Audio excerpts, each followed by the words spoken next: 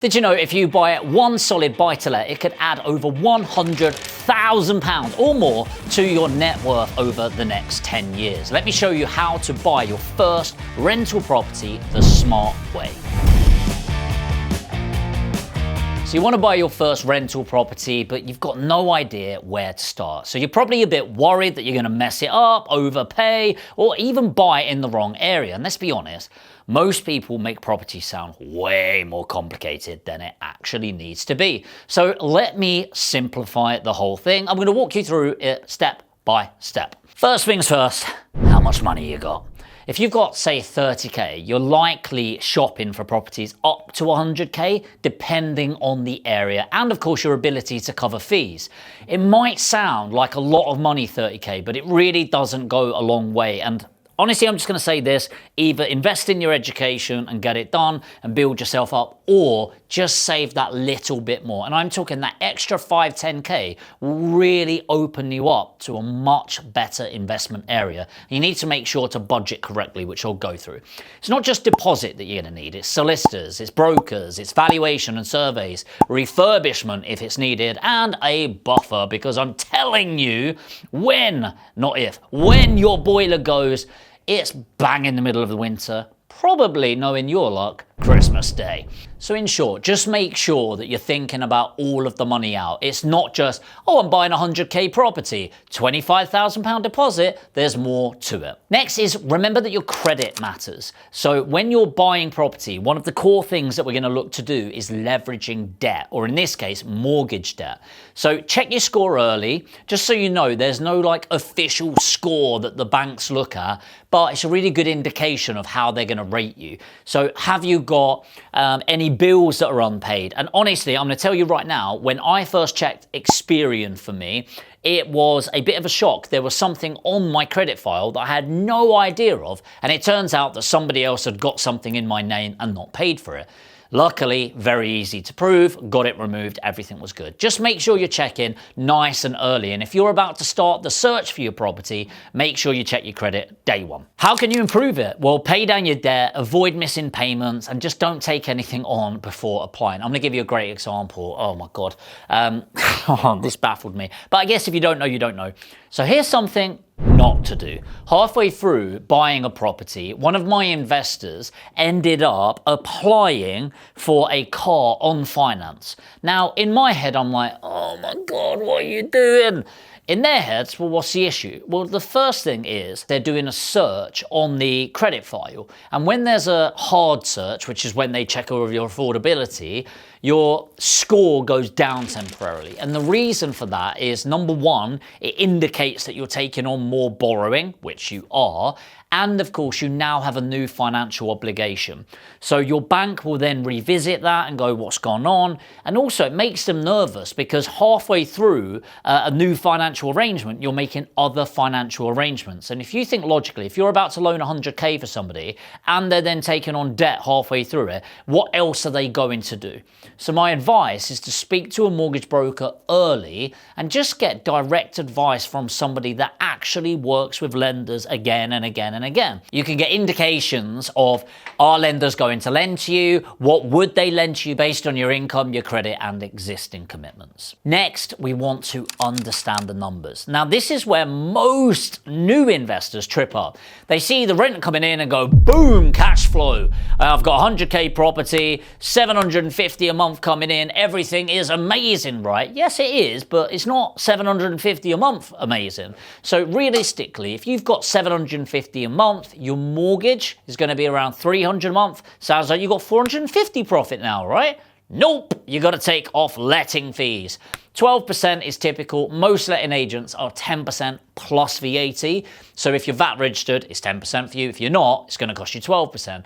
Then you've got insurance, maintenance, voids, etc. So realistically, you're going to end up making a couple of hundred a month, all right? So if from 750, you end up saying that you take off 66% plus some, you're going to make around that. So 750, you're going to end up with 200 to 250 a month.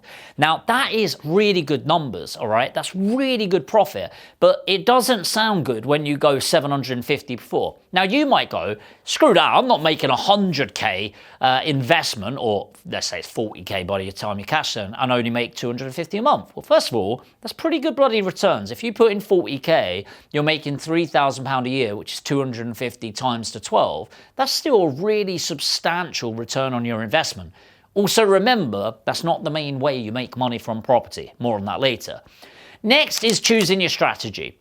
It's kind of like, imagine you're getting into a taxi and just going, go, drive. And go, well, where do you want to go? Don't worry, just keep driving. I'll get there eventually.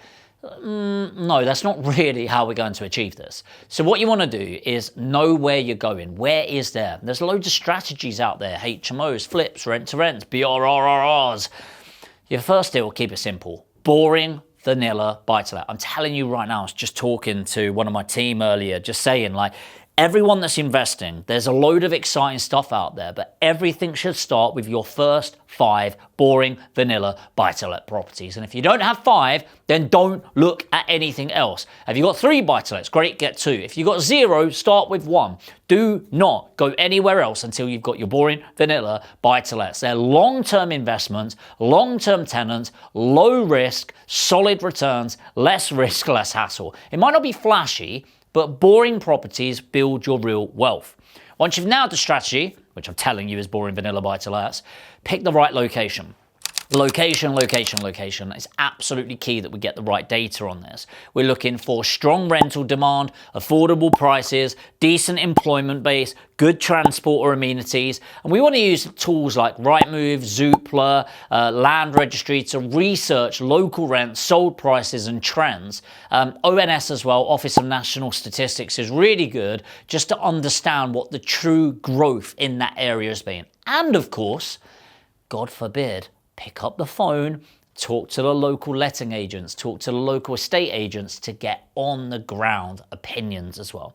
Next is building your power team. I am sorry, but you cannot do this alone. At a minimum, you're going to need a great mortgage broker, ideally somebody that specializes in buy-to-lets, a solicitor who doesn't take 12 weeks to respond, a reliable letting agent that's actually going to manage it, and somebody to advise you on the refurbishments and maintenance. Ask for a referral, speak to investors in your network or online forums like Property Hub, local investor groups.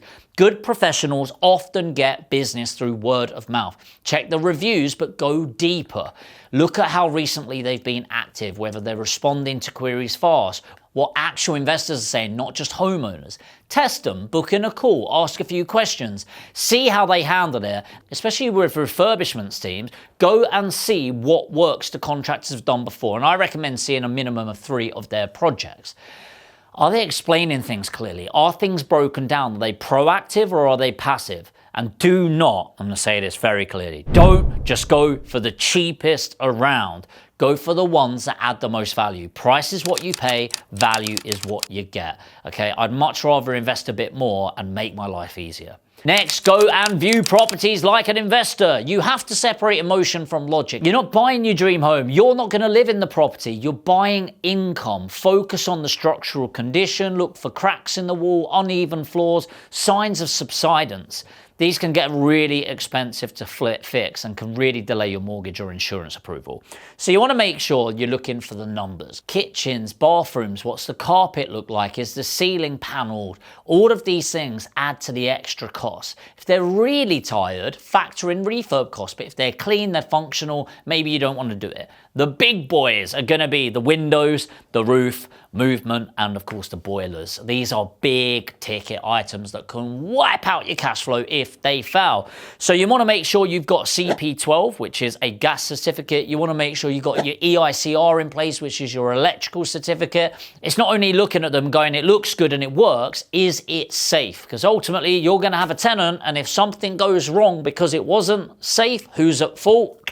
You guessed it, it's you. So you want to make sure you're doing this checks. There's a lot, right?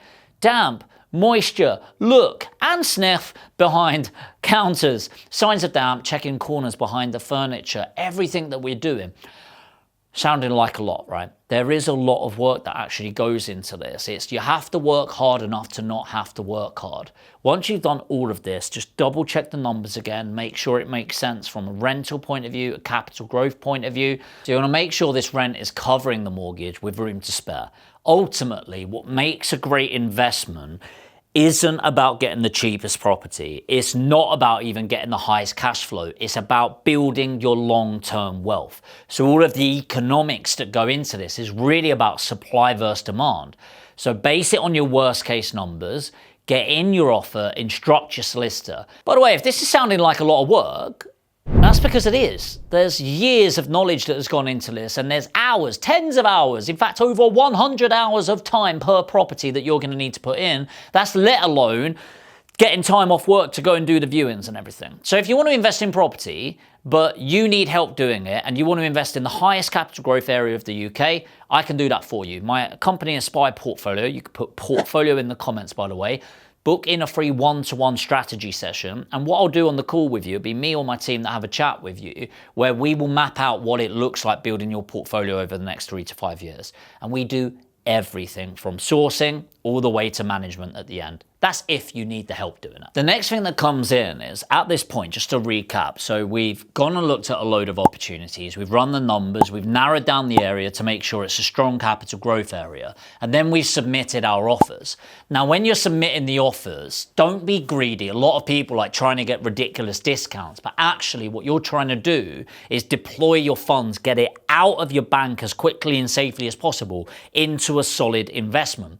And you think that's really where it's done, but actually, this is where the hard work begins. When I'm talking to my portfolio clients, which hopefully you're going to be in the future, what that looks like is the hard work really begins at that point for us. So you've then got solicitors and mortgage brokers, both of which are not very well known for speed and communication, but the two things that you absolutely need them for are speed and communication.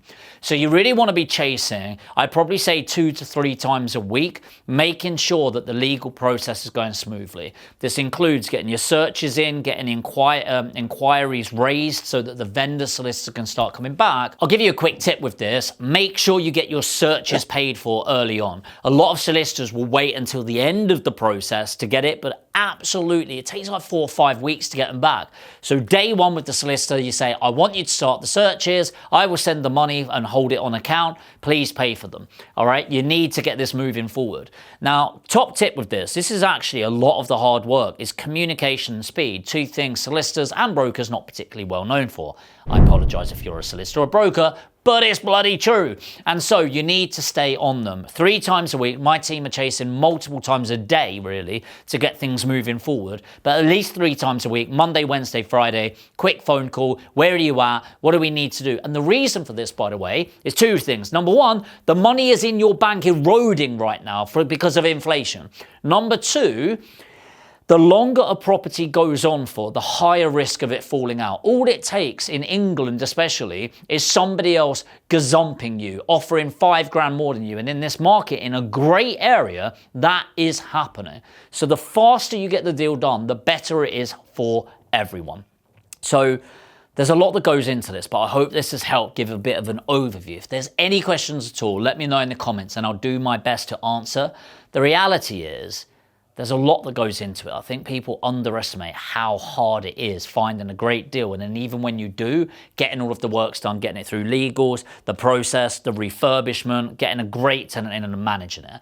And if you're listening to that and you want to invest, you want to build these first 5 buy-to-lets, but you're not sure where, well, it starts at Aspire Portfolio. And if we can help you get on that ladder of investment, then that'll be an amazing outcome. So the next steps for this, if you want to build your portfolio and you've got the funds to invest, is just put portfolio in the comments. No obligation at all, by the way. Book in a one-to-one strategy session. And by the way, let me talk about client results. I'm not going to tell you the area of this because it is specifically in our goldmine area. But we've got this 2-bed property in Leeds where we managed to purchase it for £78,000 back in 2020. Remember, property investment is about the long term. Rent was 650, mortgage 250, we had lettings cost of about £100, so we were netting roughly £300 on a monthly basis. Obviously, we got some additional costs. Now imagine 5 of those come in, that's £1,500 a month of net income. Now, it's not so much hard to find the property, it's what happens behind it. It's the due diligence, the patience. It's not getting that property. I said to an investor the other day, it's not the property that's put in front of you, it's the 50 that weren't. Because you would look on Rightmove and go, great, there's a property. It's like, no, it's not in the right area, it's the wrong end of the street, the demographics don't work, the stats don't work, and you will buy a dud if you get it wrong. Now, here's the thing.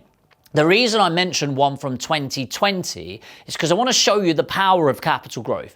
We bought this for 78,000, or one of our investors bought it for 78,000 in 2020. It is now worth over 110,000 pounds at the time of doing this. So it's already gone up by 30,000 pounds over that 5-year basis. Imagine what that's going to be in 10 years, 15 years, 20 years time. And so the best time to buy property was 10 years ago. The second best time is today. And if you're tired of waiting around, tired of waiting for the knowledge or the time to make this work for you, then get in touch and see if I can actually help you. As I said, put portfolio in the comments or click the link and you can book in a one-to-one session where we can talk about how you can start building your portfolio in the environment today. You need 50K to qualify as a minimum investment. That's to go into your deposit and everything like that. But it's time to skip the chaos. Start doing it properly. Comment portfolio. We'll get it booked in with one of the team. And I'm really excited to help you build your portfolio in this year and beyond. If you're new to the channel, by the way, you know what to do. Make sure to hit subscribe and the notification bell, and I'll see you in the next video.